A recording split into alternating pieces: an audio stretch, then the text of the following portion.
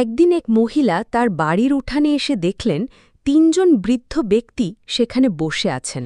তিনি অবাক হয়ে বললেন, আমি আপনাদের কাউকেই চিনি না, তবে আপনারা হয়তো ক্ষুধার্ত। আসুন, ঘরে চলুন, আমি আপনাদের খাওয়ার ব্যবস্থা করি।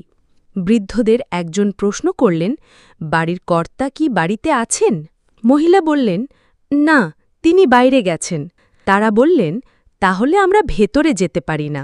সন্ধ্যায় যখন স্বামী ঘরে ফিরলেন, সব কথা শুনে বললেন, চলো এখন গিয়ে ওনাদের বলো আমি ফিরে এসেছি, ওনাদের ঘরে আসার আমন্ত্রণ জানাও।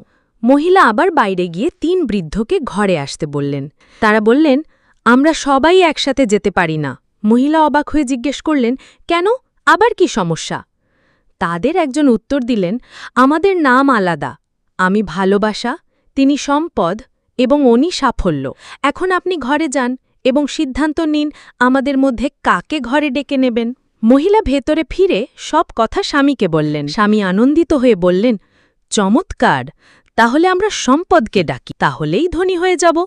স্ত্রী বললেন, না, আমার মতে সাফল্যকে ডাকা উচিত। এতক্ষণে তাদের মেয়ে বলে উঠল, আমার মনে হয় আমাদের ভালোবাসাকে ডাকা উচিত, তাহলেই আমাদের ঘর ভালোবাসায় ভরে উঠবে। স্বামী হেসে বললেন, ঠিক আছে, আমরা আমাদের মেয়ের কথাই শুনব। মহিলা আবার বাইরে গিয়ে বললেন, আপনাদের মধ্যে যিনি ভালোবাসা, অনুগ্রহ করে আপনি আমাদের ঘরে আসুন। বৃদ্ধ ভালোবাসা উঠে দাঁড়ালেন এবং ঘরের দিকে হাঁটতে শুরু করলেন।